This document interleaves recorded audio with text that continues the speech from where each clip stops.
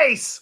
Hello and welcome to episode 31 of Full Movie Podcast, a show where we talk about those long-forgotten classics that deserve a rewatch. I'm Freya. SNOTFACE! I'm Freya. And I'm Matt. Hi Matt, how are you doing? I'm groovy, how are you? I'm very good, yes, very I good. want to talk about some films. Alright, go for it. I know, it's straight away. I'm like, You're films! on it. Because it's film podcast, it's what we have to do. You're right. Freya was away, so therefore I ended up watching films. I'm going to ask Freya what film she thinks I watched over the weekend. Endgame? Yep, I did watch Endgame. I knew it! But also I watched Terminator Dark Fate. Oh, is that the new one? Yes, it is. How was it? It's meh. Oh. That's not even, that's the worst review a film you can get. At least if it's terrible, there's something to say, but if it's just meh. Yeah, it was very meh. There was bits of it which I liked, but also it was ultimately meh. Oh, It wasn't the worst one. I mean, No. the worst one goes to the Genesis one. The which now? Genesis one. Genesis? It's not. That's not how it's spelled. I don't know. Genesis. It sounds painful. Yeah. But yeah, I watched that. Oh, God, boy. Well, I was visiting with my mum, and we always like to watch some kind of either tongue-in-cheek crime thing like Midsummer Murders, or a classic Agatha Christie adaptation, or anything else to do with crime, really. And we started watching ITV's Des, which is very good, and I still need to finish watching it. Is it not about Des Lynam? It is not. Okay. It's about... Des O'Connor? No. It's actually about Dennis Nielsen, who was a serial killer. David Tennant one? Yes. Oh, right on. Yes. David Tennant is brilliant and horrible and also very funny. So, I know. Great combination. But, watch it and you'll find Charlie out Manson, he was a bit of a nasty one. Great stand-up comedian. Yeah. Funny guy. But I know it's not a film, but I recommend it. I haven't finished it, but I'm enjoying it so far. For all our American listeners who do not know, look up Dennis Nielsen. Nielsen? I'm sure they know. It's... I'm not sure, because if I'm honest, I kind of forgot about him. Yeah, I mean, probably not as widely reported, maybe. I don't know. But I wouldn't say he was really prolific. Would you say that? Overseas? I don't know. But then, it depends. I think that possibly My Favourite Murder did a show about... Sorry, what? What? What? My Favourite Murder, the podcast. Never heard of it. Yes, you have. You've seen them live before. Oh, damn it. Anyway, without further ado, what film are we talking about today? Okay. Oh, I don't know how to introduce this. I was going to be like, ha ha ha, we'll do it like this, but I'm just going to go, you can't stop me because I'm Drop Dead Fred. Exactly. We are discussing 1991's Yep. Drop Dead Fred. After losing her husband, car and job in one lunchtime, Elizabeth's life is further turned upside down by the return of her anarchic imaginary friend, Drop Dead Fred. SNOTFACE! Indeed. You're going to hear a lot of that. This was directed, and I'm really sorry if I mispronounce his name. It's a weird name. Mr. Person I'm about to pronounce. 8 Dijon? Yep, that's how it's spelled. That's how it's spelled. He's a fellow from the Netherlands, so I apologise. I butchered the name of 8 Dijon. Well, that's how we do things on Full Movie Podcast. He directed Highway to Hell. Ooh. Sure. Miami Vice, couple of episodes of TV series.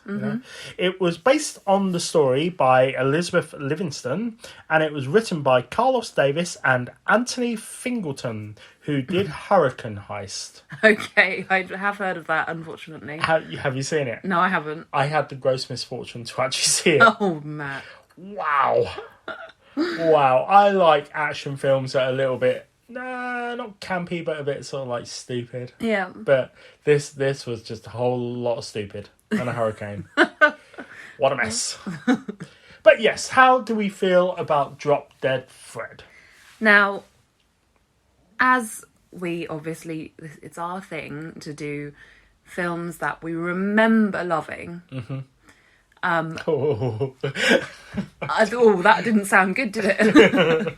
No, I really had very, very fond memories of this film. And I am happy to say, as I'm sure you could tell when we were watching it, that I really, really enjoyed it. Really? Okay. I really enjoyed it. Now, again, as I remember, I didn't like the ending or like the kind of last 20 minutes of the film. Never have. Okay. It's always seemed a bit like, oh, is that how it ends? Oh, all right then. Yeah, I mean, let's not give spoilers away, really. But that's what we do. Yeah, true. I'm sorry. Sorry, everyone. Spoilers will be featuring in this episode, as with every other episode. It is a very... it doesn't seem like the ending should have been the ending. It doesn't suit the characters. No. Well, it doesn't suit the character of Drop Dead Fred, played by Rik Mayall. Rik Mayall, The late great. The late great, yes. And I just, I never liked it, and I still didn't. Okay, yeah.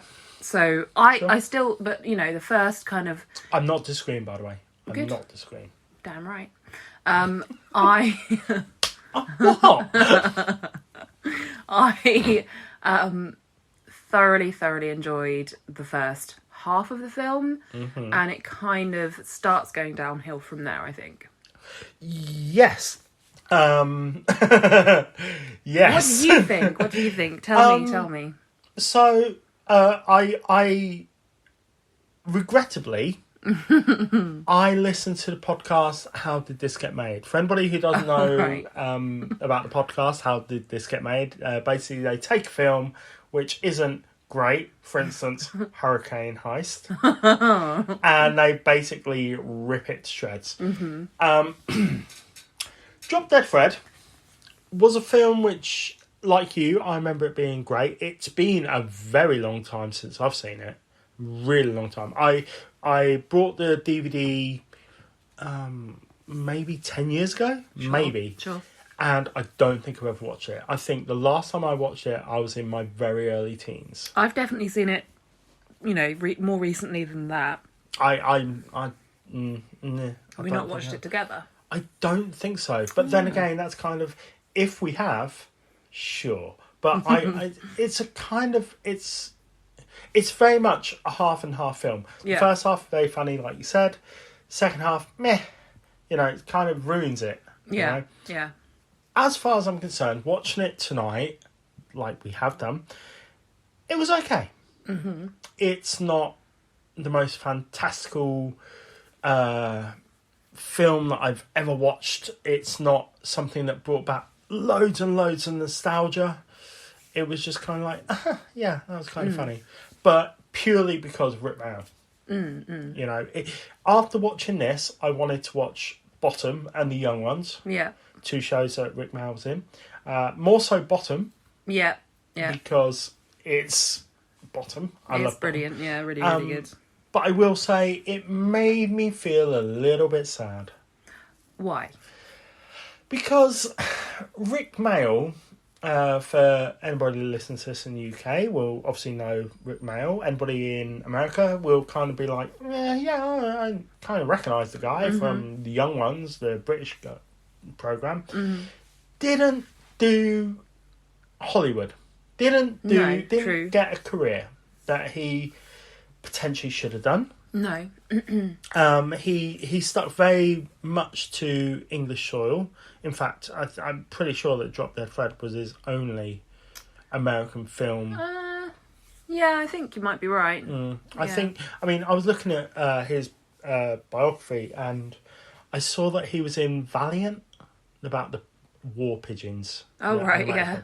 Yeah, and not much else. And I was that kind of made me sad. Yeah, I mean, he was in, he appeared in Jonathan Creek, yes. Which he's very good in. Yeah.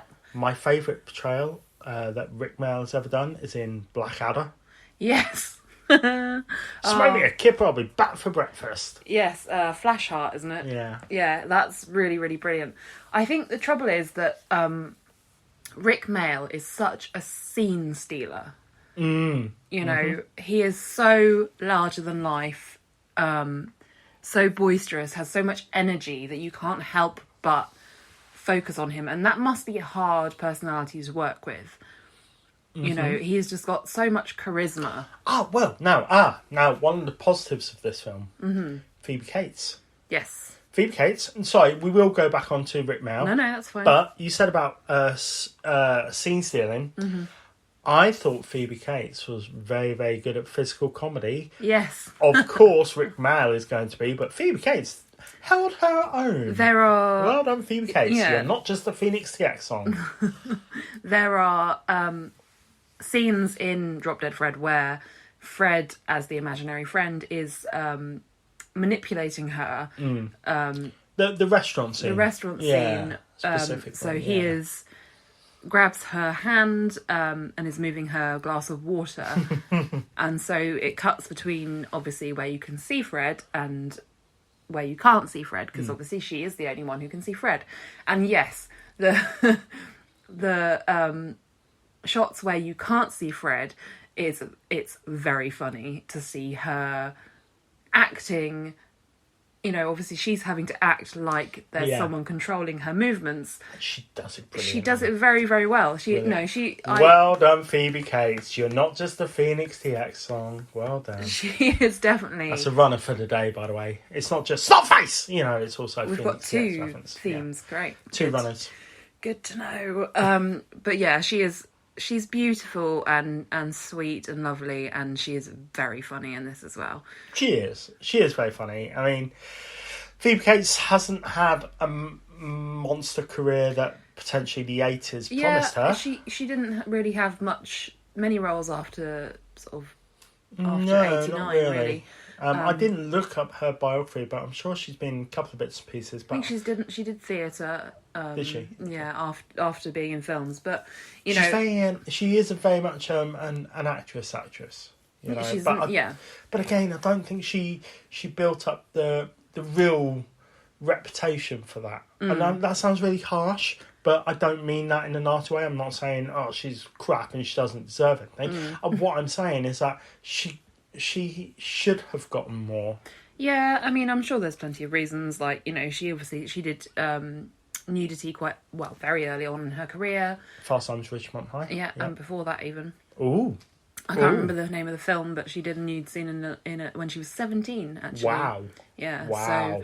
So, I think, you know, it's difficult with kind of young starlets. You know, they're either gonna kind of work their entire life, or they're going to kind of fade into obscurity, depending on, you know, the roles that they're given. So, but the positiveness is that she's married to Kevin Kline, who is also wonderful, and I think that's a lovely relationship. Yeah, they're not one of these people who are always in the limelight. In fact, both of them are not recluse. I'm not going to say recluse, but they don't do as much as, again, the 80s or 90s would have suggested. You know, well, Kevin Kline. But the only thing I know that he's doing currently is a voice in Bob's Burgers. Really, Bob's Burgers. Yeah, recurring character in Bob's Burgers. So there you go. Interesting. I knew there was a reason you watched that show. Just purely so I can listen to Kevin Kline's voice, of course. I love Kevin Kline. I also love him in a different way, in a feminine way. What? He's cute. You pitch him in a dress? Yes. Oh, okay.